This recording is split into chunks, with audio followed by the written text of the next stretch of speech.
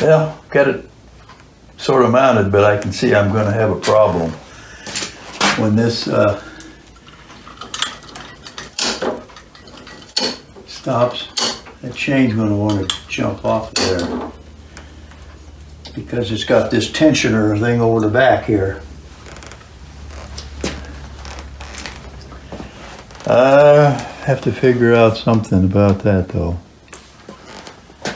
I just wanted to first though today see what happens when I run the thing with it on the.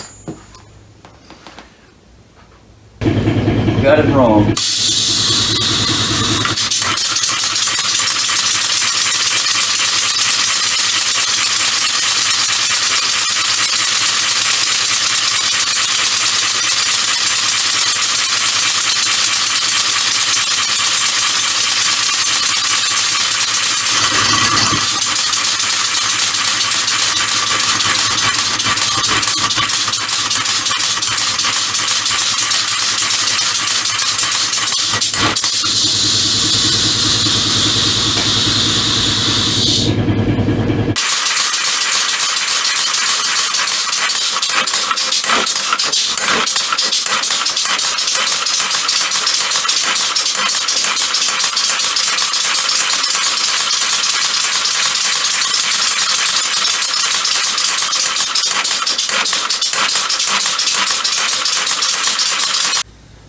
Not enough tension on it to make sure the chain stays tight. I think what I could do up in here, if I put a clutch on it, that when the motor turns, it moves the chain. If the motor stops, the clutch just keeps going. That would also make it so that when the engine is not running, you can pedal without turning the engine. Yeah, that sounds like a good idea. Put a one-way clutch on here that it only pulls when the engine turns. When it don't, then the chain can turn without making the motor turn.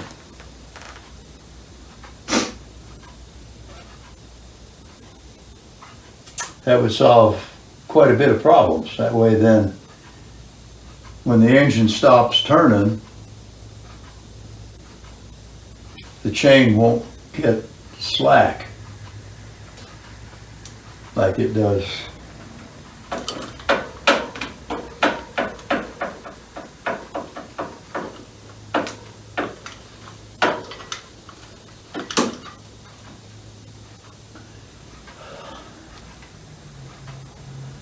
But I definitely have some more work to do on that engine too. I've got to get those air lines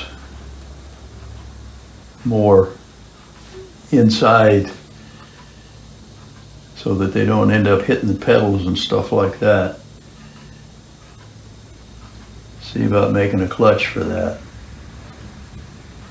It won't be hard to do. It just takes some time and more effort. So for now, I guess I need to clean up everything, take that engine off, work on getting those air lines inside the, and I guess I'm going to have to do some more timing on it. I guess I'm going to have to put some stronger springs maybe too inside the exhaust valve.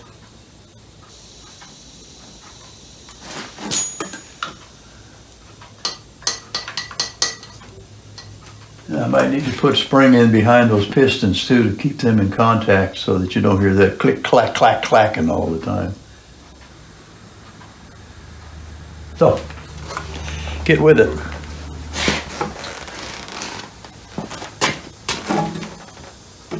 As you probably saw in the earlier videos, I was still having some major problems with not wanting to start and so on. Well, it's still not totally okay. I still have some little leaks and stuff, but eventually I'm going to try to use copper and compression fittings rather than these plastic tubes and compression. I think it'll work better if I can manage to figure out how to bend the tubing without kinking it.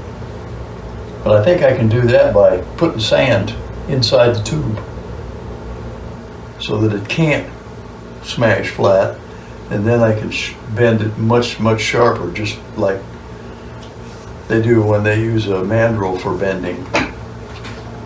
But anyway, I've been working on it. I've checked the timing a number of times. I keep watching where the cam is and when it touches, so that it doesn't touch more than one spot at a time. And I think it's working pretty good now. It seems to be under pressure all the time. I can hold my hand on it.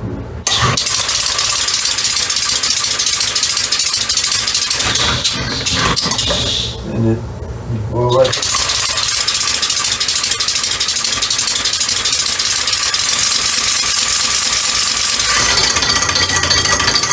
it might be a little bit dead spot in that one, but when you're riding the bicycle, you're either pedaling or it's running. So that's not going to be a problem, I don't think. If so, well, I'll just have to see what I can do about it. Now, the next thing that I have to work on is for the other side of the engine, where the sprocket goes, this sprocket here. I'm going to have to make a clutch that fits on the outside of it. When it goes on the shaft, the clutch will be on the back side here. And so it'll be a one-way clutch, so that if the motor's running, it'll be turning the sprocket, and then it'll be pushing it on the bicycle. But if the engine stops, it can either coast, or then you'll be able to pedal without turning the engine. The clutch will allow you to override the engine and just pedal. That's good. And if you need assistance, then you give it some air, and then it'll start driving the pedal, and you just pedal along with it. Or raise your feet up if it goes too fast. We'll have to have some footrests put on the front part of the bicycle like a motorcycle has, so that you can rest your feet on that while the engine is running and the pedals are turning, so that you don't get in the way of the pedals. But for now, I'm pretty happy. I've got a little bit further along.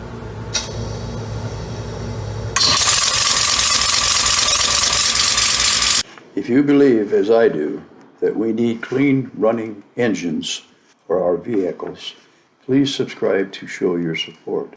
I am working tirelessly to design and develop a compact compressed air engine that will be truly a non-polluting engine. We use the air and put it back the same way it was. If you subscribe, you will be notified of any new videos or information when it is published. Thank you.